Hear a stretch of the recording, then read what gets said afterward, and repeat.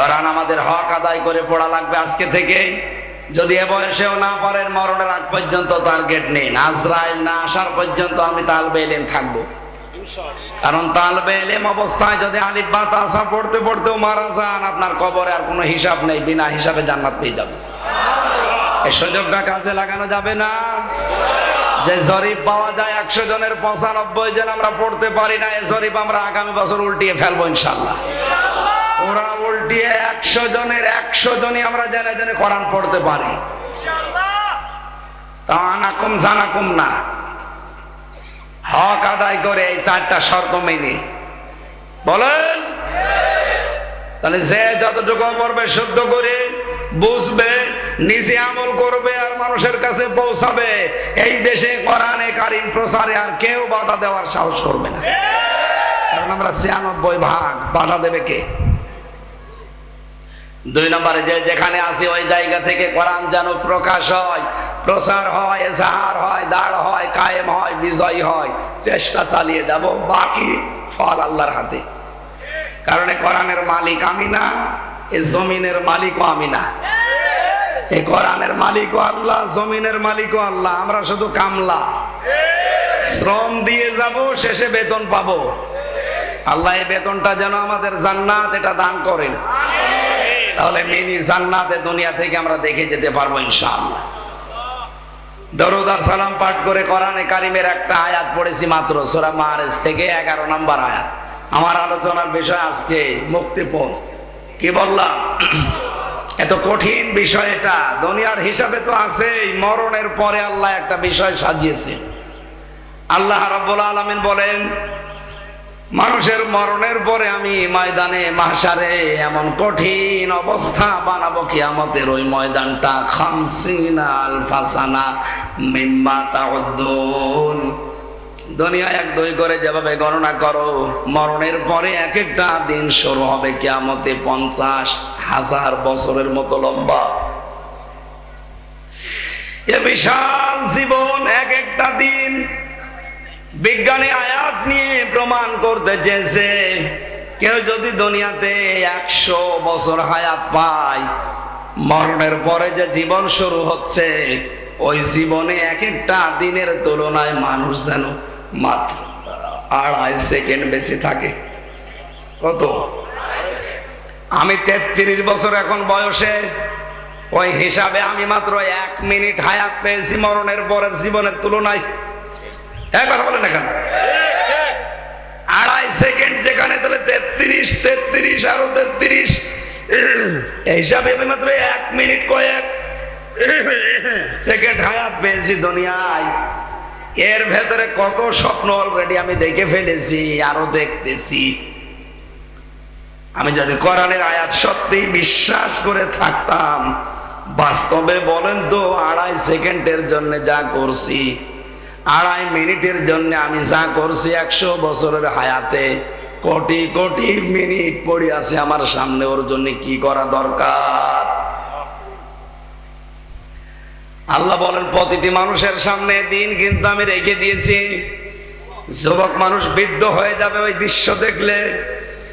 মেয়েদের লজ্জা স্থান আর লাগবে না, পেট ফেটে সন্তান বের হয়ে পড়ে যাবে। দুধের বাচ্চার কথা পর্যন্ত মা ভুলে যাবে, মনে রাখতে পারবে না। ওয়ালা ইয়াসালু হামিমুন হামিমা।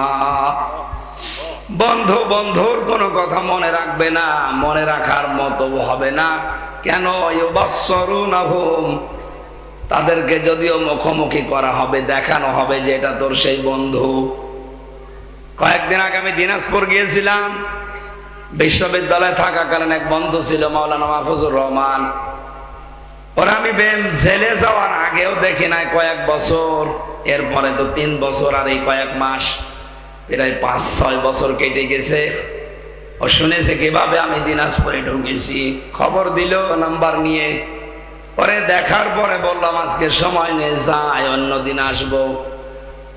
ও আমাকে দেখার পরে যে আচরণ করেছে, আমার তো এই আয়াতটা মনে পড়েছে। কিয়ামতে আল্লাহ কঠিন অবস্থায় এই মাহফুজ আমারে বলবে, হামজা আমি তোমারে চিনি না। ইয়াওয়াদুল মুজরিমু লাউ ইফতাদি মিন আযাবি ইয়াউমিযিন বিবানি। কিয়ামতের ওই ময়দান থেকে পরিত্রাণ পাওয়ার জন্যে আমি আল্লাহকে কথাও বলবো, আল্লাহ এই যে 7 বছর পরে যার সাথে দেখা হয়েছিল, এখন তো একটা নজর ওর থেকে আলাদা করতে মনে চাচ্ছে না, এই মাহফুজকে আমি মুক্তিপণ হিসাবে দিয়ে দিলাম। জান অন্তরঙ্গ এত বড় বন্ধুকে পর্যন্ত মানুষ মুক্তিপণ দিতে চাইবে, বিবানি নিজের সন্তান পর্যন্ত। আল্লাহ সন্তানের নাম দিলেন কেন? এই পৃথিবীতে আমরা বন্যা দেখেছি, জলোচ্ছ্বাস দেখেছি, বন্যার সময় অনেক মা পর্যন্ত নিজে ভাসতে ভাসতে মারা গেছে, নিজের 2 বছরের ছেলে আর মেয়েকে বুকের উপরে রেখে ভাসিয়ে রেখেছে। তার মানে নিজের জীবনের তুলনায় সন্তানকে ভালোবাসে এরকম মা দুনিয়ায় আছে? বলেন। আমার ওই ছোট মেয়েটা ফারিহা জান্নাত, ওর আমি জেলে যাওয়ার 1 বছর রেখে গিয়েছিলাম, এখন ওর বয়স 4 বছর, এখনো আমারে ভালো চেনে না, কিন্তু ওর প্রতি আমার যে ভালোবাসায় 3 বছরে জন্মিয়েছে। এই যে কোরআন শরীফ আমার সামনে, বাস্তব কথা বলছি। আজ প্রধানমন্ত্রী শেখ হাসিনা যদি আমারে বলে দেশ তোমার নামে লিখে দিলাম, ফারিহাকে জবাই করো, আমার দ্বারা সম্ভব না, সত্যি বলছি। অথচ আল্লাহ ফারিহার নামটাই দিয়েছেন আগে বিবানি। কিয়ামতে এই ফারিহাকে হামজা বলবে, আল্লাহ এরেও দিয়ে দিলাম, আমারে মুক্তি দাও। নারায়ণগঞ্জবাসী বিষয়টা বলতে আমি যত সহজে বলছি, এটা প্র্যাকটিক্যালে কি অত সহজ? বলেন। আপনি বাস্তবে ওই সম্মুখীন হন তো দেখি। ইব্রাহিম আলাইহিস সালাম হয়েছিলেন 80 বছর বয়সের সন্তান হওয়ার পরেও 13 বছর খোঁজ খবর নেননি। 13 বছর পরে যে বলছে, আল্লাহ আমাকে পাঠিয়েছে তোমাকে জবাই করার জন্য।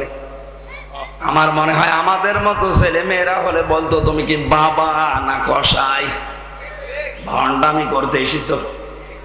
জন্মের পরে আর খবর নাওনি, এই মরুভূমিতে রেখে গেছো, 13 বছর পরে এখন এসেছো বাবার দাবি নিয়ে আবার জবাই করার জন্য। তোমার মতো বাবা আমি মানি না। অথচ ইসমাইল নবী বলেছিলেন, বাবা হুকুমটা আল্লাহর, আমি আপনার আল্লাহর বিধান, আমার আল্লাহর বিধান মানতে ওই পরিমাণে রাজি আছি যে পরিমাণে আপনি রাজি আছেন। আল্লাহ এখানে শব্দের দিকে খেয়াল করে দেখবেন, ফালাম্মা আসলামা ওয়া তাল্লাহু লিল জাবিন। আল্লাহ পাক বলেন, 2 জনেই যখন এগ্রি হয়ে গেছে, তখন আল্লাহর বিধান তারা মানতে সহজ হয়েছে। তাফসিরে ফি জিলালিল কোরআনে মুফাসসির বলেন, আসলামা আল্লাহ দিলেন কেন? তাসনিয়ার সিগা দিয়েছেন এই জন্য, ইসমাইল নবী যদি বলতেন আমি সবাই করব, আল্লাহর বিধান আমি মানব, ইসমাইল নবী যদি বলতেন না আমি এটা হতে দেব না, আমার জীবন আমি দেব না, আল্লাহর বিধান মানা হতো? বলেন বলেন, পারতো না। আর ইসমাইল যদি বলতেন হ্যাঁ আমি সবাই হব, আল্লাহর বিধান আমি রাজি আছি, ইব্রাহিম নবী যদি বলতেন না আমার মায়া লাগে, 80 বছর বয়সে ধরে পেয়েছি আমি করব না জবাই, আল্লাহর বিধান পালন হতো। বাংলার মুসলমানেরা কেন এই আয়াত পড়েন, শিক্ষা নেন না? শুধু এই টুপিওয়ালা গুলো হেফাজত জামাত চরমনাই কি করবে দেশে, আর এদেরই দায় পড়েছে নাকি ইসলামে দেশে কায়েম করার। আপনি মুসলমান না? এক কথা বলেন না কেন? আপনার আগা কাটা নেই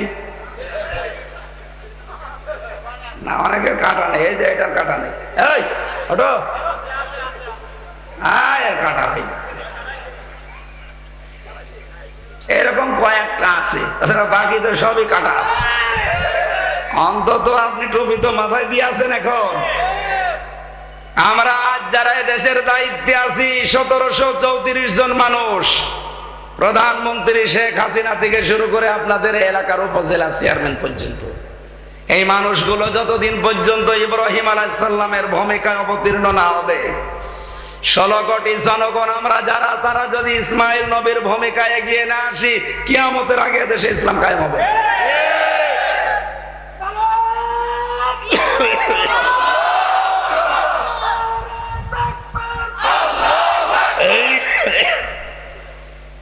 যতটুকু বোঝার যদি বুঝে থাকেন আমার মনে হয় ওয়াজ হয়ে গেছে। আমরা আহ্বান যারা দায়িত্বে আছেন আপনারা ইব্রাহিম নবীর ভূমিকায় আসেন। নারায়ণগঞ্জের বন্দরে যে 50টা পরীক্ষার কথা বলেছিলাম জাতির পিতা ইব্রাহিম আলাইহিস সালামের, আপনার যারা দায়িত্বে আছেন আমাদের পিতার মতো অভিভাবক, সুতরাং আমরা চাই আমাদের জাতির পিতা ইব্রাহিম নবীর মতো এগিয়ে আসবেন আল্লাহর বিধান পালন করার জন্য। আমরা 16 থেকে 18 কোটি জনগণ ইসমাইলের ভূমিকায় জীবন দিতে আমরা রাজি আছি আল্লাহর বিধানের জন্য। দেখবেন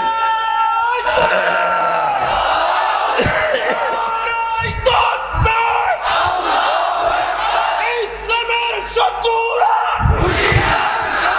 আজকের মাহফিল সারা বিশ্বের মুসলিম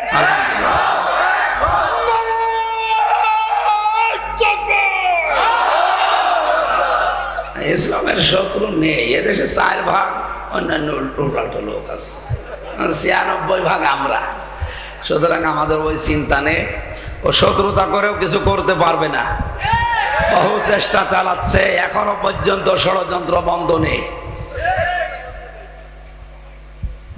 বিভিন্ন রকমের সূক্ষ্ম ষড়যন্ত্র চলছে। না আপনি পারবেন না, আপনাকে আমি কোরআন সামনে নিয়ে আল্লাহর দিকে তাকিয়ে বিশাল জনসমুদ্র সামনে নিয়ে গ্যারান্টি দিচ্ছি, এদেশে এখনো যারা ষড়যন্ত্রে আছেন থামেন, পারবেন না। যা যা ষড়যন্ত্র করছেন ওখানে থেমে যান, কিয়ামতের আগে দেশ থেকে ইসলাম বিদায় করা সম্ভব না। যত চেষ্টা চালাচ্ছে তত বেড়ে যাচ্ছে। কি করেছেন আমারে 3 বছর আটকিয়ে, আগে 20,000 মানুষ হতো, এখন 50,000 হচ্ছে। এই জন্য হবে না এভাবে, এই সিস্টেম বাদ দেন, আদর্শ নিয়ে আসেন। আমরা এসেছি রসুলের আদর্শ নিয়ে, পৃথিবীর কোন আদর্শ এখানে আর হবে না, এই জায়গায় সব জিরো। বলেন, এই জন্য আমাদের উচিত হচ্ছে আমরা সবচাইতে আপন যেটাকে বলি সন্তান, আমার ফারিহাকে পর্যন্ত যদি কিয়ামতে আমি দিতে চাই তা আর কে বাকি থাকে? আল্লাহ এরপরও আরেকজনের নাম দিয়েছে। আল্লাহ পাক বলেন ওয়া সাহিবাতিহি ওয়া আখি, মানুষ কিয়ামতে তার বউকে পর্যন্ত মুক্তিপণ দিতে চাইবে। কাকে? বলেন বলেন। এমনকি তার ভাইকে, ও ফাসিলাতিহি আল্লাতী তুবি, তার জ্ঞাতি গোষ্ঠী, তার দলের লোক যারা তাকে আশ্রয় দিত, বিভিন্ন জায়গায় আকাম কোকাম হন্ডামি করে আসলে এলাকায় যারা তারে আশ্রয় দিত তারা পর্যন্ত বলবে আল্লাহ এগুলো নিয়ে নাও।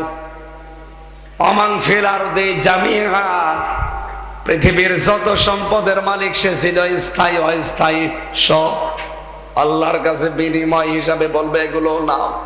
সুম্মা ইউনজি, এরপরেও তুমি আমাকে বাঁচাও। ও বাংলার মুসলমানেরা একটু খেয়াল করেন আয়াতগুলো, আল্লাহ কত শক্ত ভাবে আমাদের জানাচ্ছেন। এই কথাগুলো বলতে বলতে আল্লাহ হঠাৎ করে আলোচনার ধরনটা পাল্টিয়ে ফেলেছেন। আল্লাহ পাক বলেন এতগুলো জিনিস মানুষ আমাকে দিতে চাচ্ছে মুক্তিপণ হিসাবে বাঁচার জন্যে।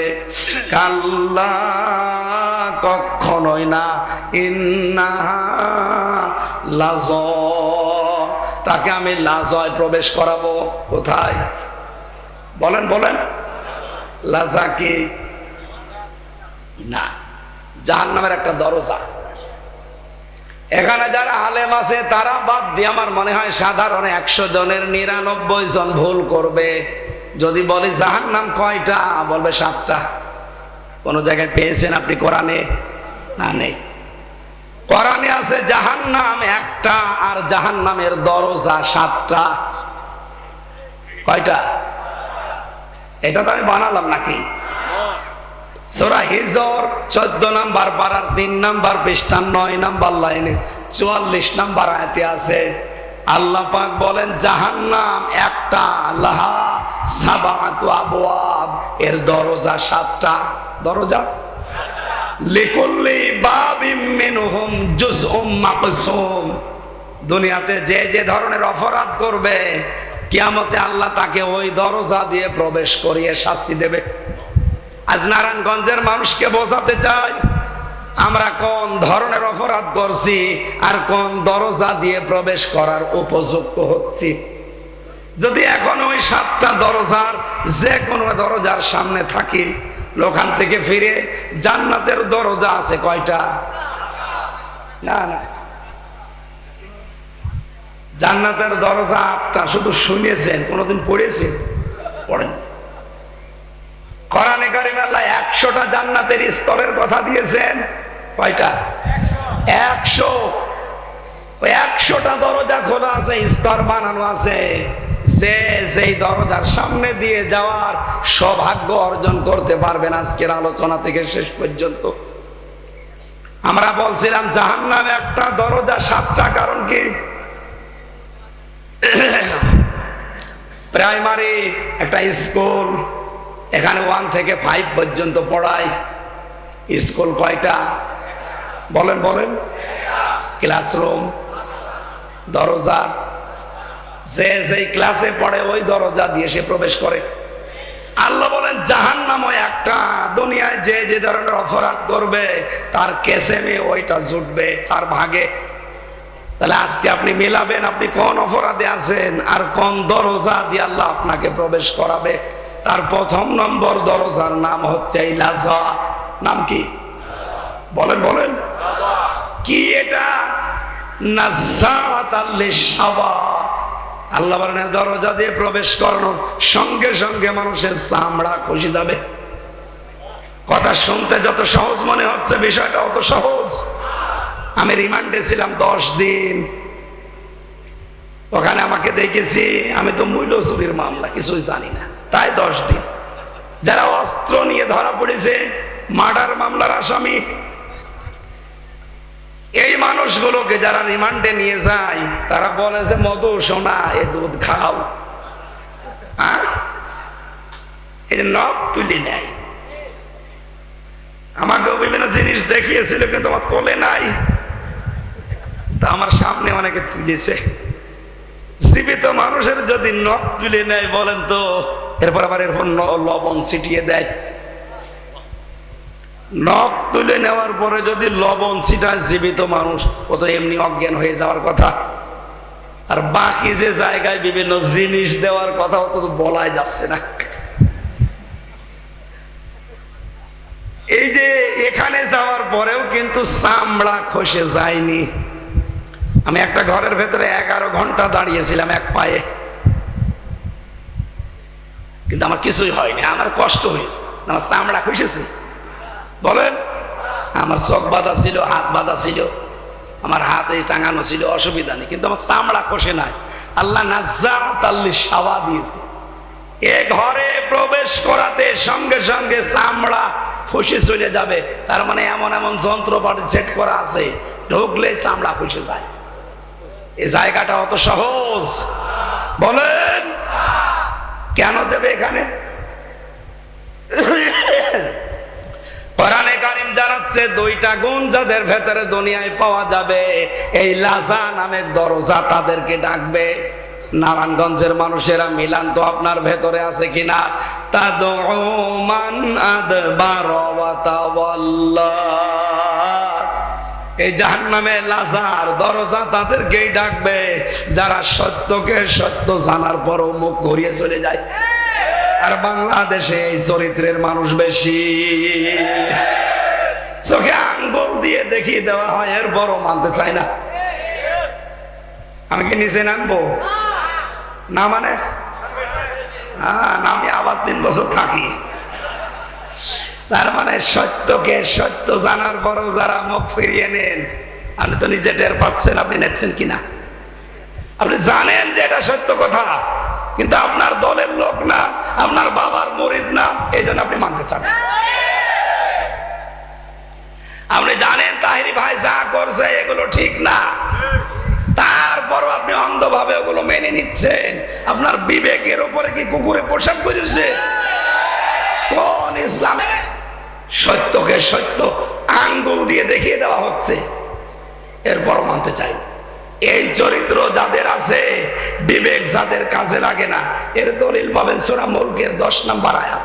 ওয়াকালু লাউ কুন্না নাসমাউ আও নাকিলু মা কুন্না ফি আসহাবিস সাঈর। যারা জাহান্নামে যাবে তাদেরকে জিজ্ঞাসা করা হবে কেন আসলে?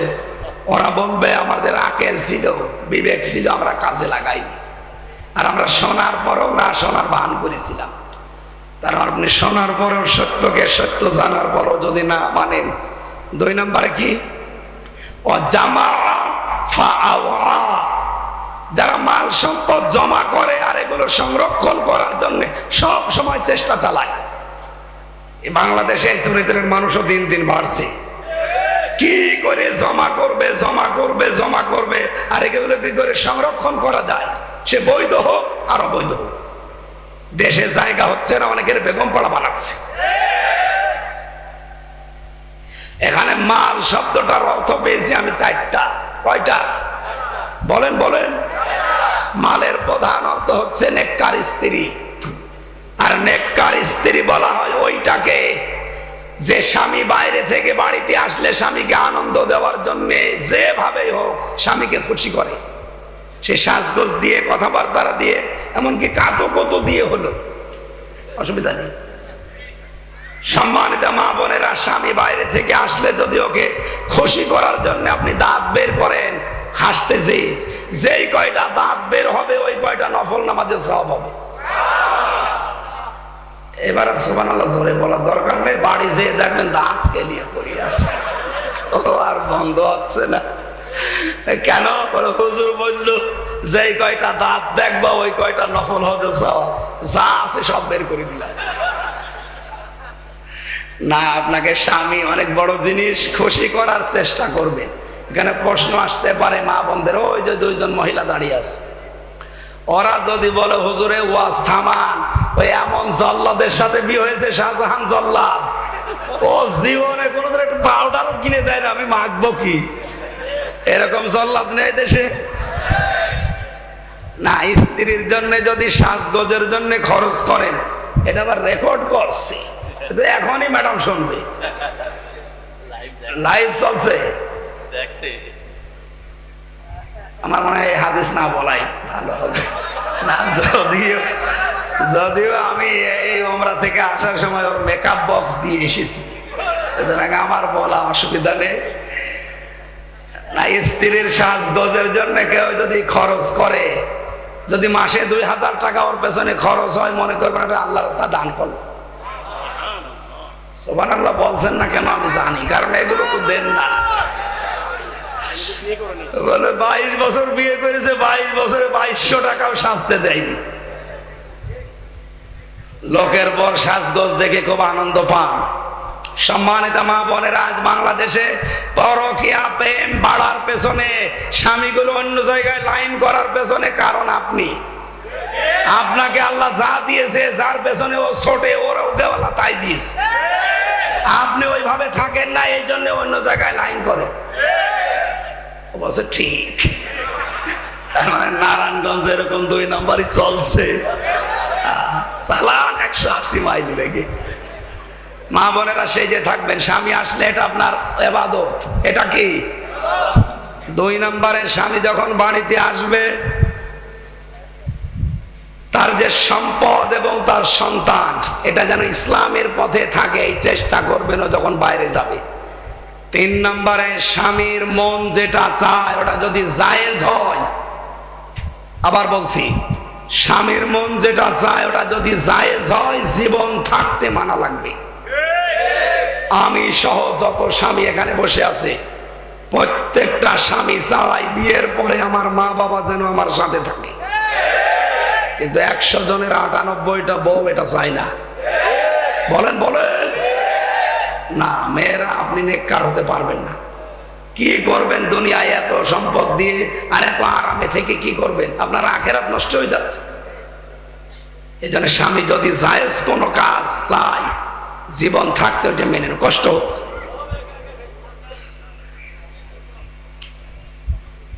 4 নম্বরে নিজের ইজ্জতের হেফাজত করা লাগবে মেয়েদের। আমি জেলখানাতে 2য় যে জল্লাদ পেয়েছিলাম, এই শাহজাহান জল্লাদ বের হওয়ার পর, এখন আছে ইলিয়াস, কেন্দ্রীয় জেলখানার যে লোকটা এখন ফাঁসিতে ঝোলায় মানুষকে, ওর নাম ইলিয়াস, চট্টগ্রামে বাড়ি। ওর কাছে একদিন বসে বসে শুনছিলাম কি হয়েছে। বলছে 17 বছর ছিলাম সৌদি আরবে, দেশে আসার পরে বিয়ে করেছি 11 বছর। বিয়ে করার পরে শুধু বর সাথে আর মা আর বোনের সাথে মিল নেই, কিছু দিলেই খালি রাগ করে। এই বর আর মন পাই না। শেষ পর্যন্ত ও ছাতা মারার জন্য না একটা থাপ্পড় মেরেছি, মানে এমন একটা জায়গায় লেগেছে ও ছাতা মারা গেছে। এখন আমার এই যে যাবজ্জীবন জেল ফাঁসি ছিল, এখন আমার 30 বছর জেল। এই একটা মানুষকে ফাঁসি দিলে আমি 4 মাস জেল থেকে মুক্তি পাই। সেই হিসাবে যদি 20টা ফাঁসি দিতে পারি আর 15-20 বছর যদি জেল খাটতে পারি, তাহলে বাকিগুলো মাফ হয়ে যাবে। বলেন, ওর যদি এখনো 22 বছর জেল খাটা লাগে আর ওদিকে 17 বছর, ওর জীবনে আছে কি? অথচ খুব বড় কাজ করে জীবনটা শেষ করলো এই স্বামী স্ত্রীর দ্বন্দ্ব নিয়ে। সামান্য একটা দ্বন্দ্ব। ও মা বাবাকে বোনকে একটু খরচপাতি দিত, ওই মেয়ে লোক সহ্য করতে পারতো না। সম্মানিত মা বোনেরা, না আপনি নেককার হতে পারবেন না শুধু নামাজ পড়ে রোজা করে আর কালো বোরকা পরে মনে করছেন আমি তো আল্লাহর ওলি ফাতেমা হয়ে গেছি। হবে না।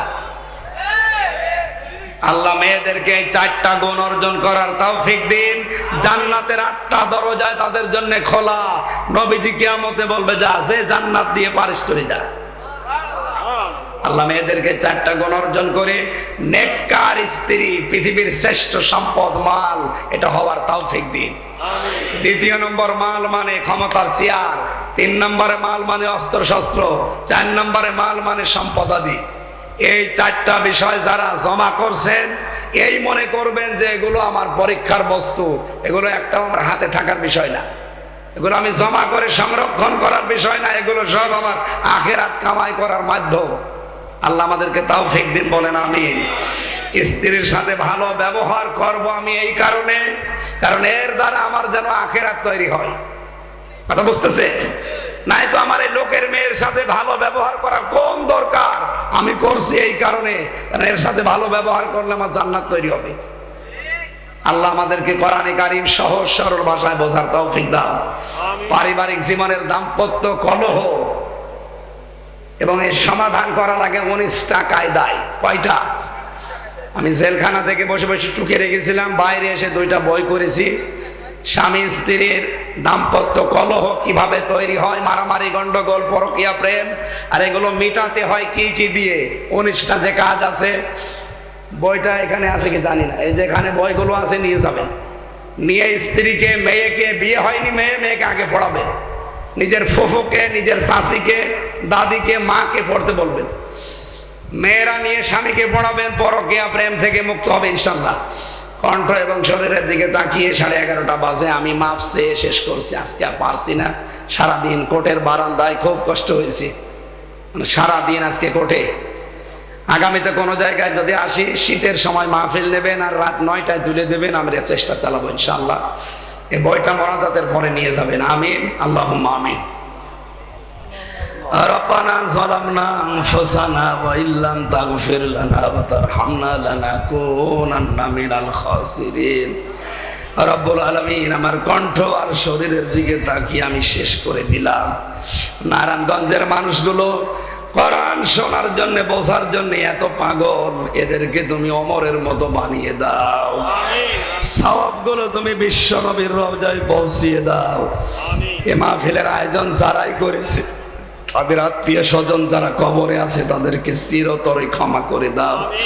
এ আলামিন কওমি মাদ্রাসা কিয়ামত পর্যন্ত তুমি কায়েম রাখো আল্লাহ।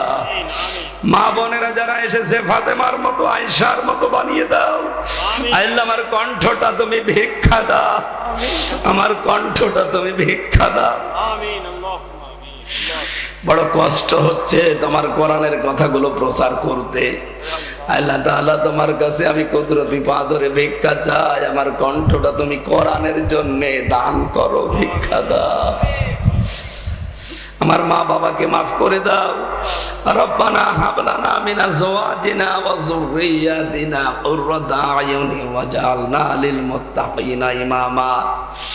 আল্লাহ তাআলা, বাংলাদেশে সবচাইতে বড় ঝামেলায় আছি আমরা আলেমেরা, তুমি মেহেরবানি করে আমাদের জন্য হামে ও নাসির হয়ে যাও।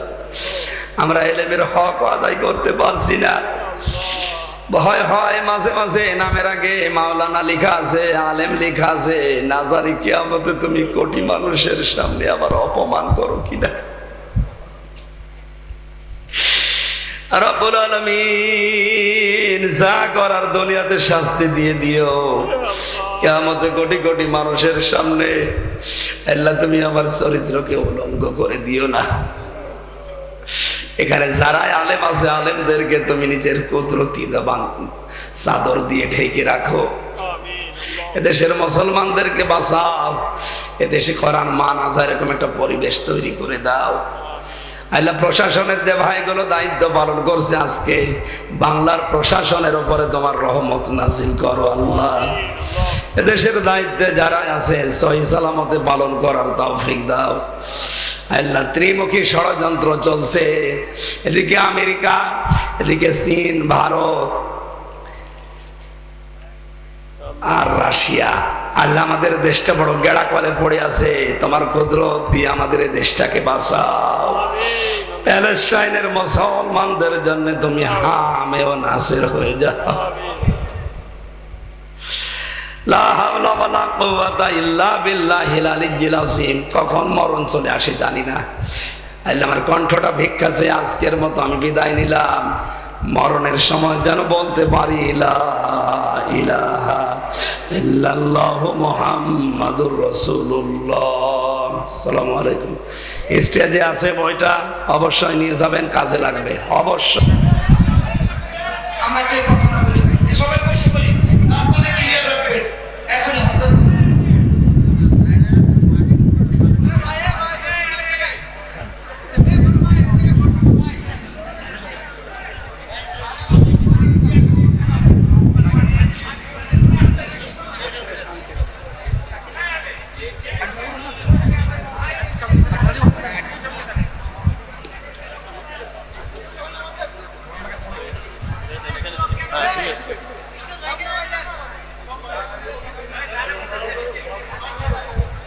আমরা সবাই কথা না বলি, আল্লাহ আজকের মাহফিল কবুল হোক। আল্লাহ তাআলা আমাদের সকলকে সবর করার তৌফিক দান করুন, ধৈর্যের সাথে শোনার তৌফিক দান করুন।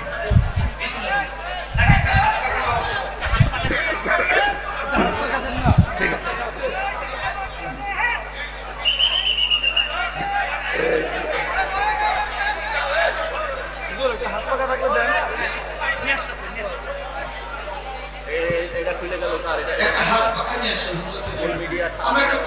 না না কিছু লাগবে না, কিছু লাগবে না। জি মুহতারাম, এখনই তাফসীর পেশ করুন। মনোযোগ সহকারে শুনুন। আল্লাহ তাআলা আমাদের সকলকে কবুল করুন। আল্লাহুম্মা আমিন।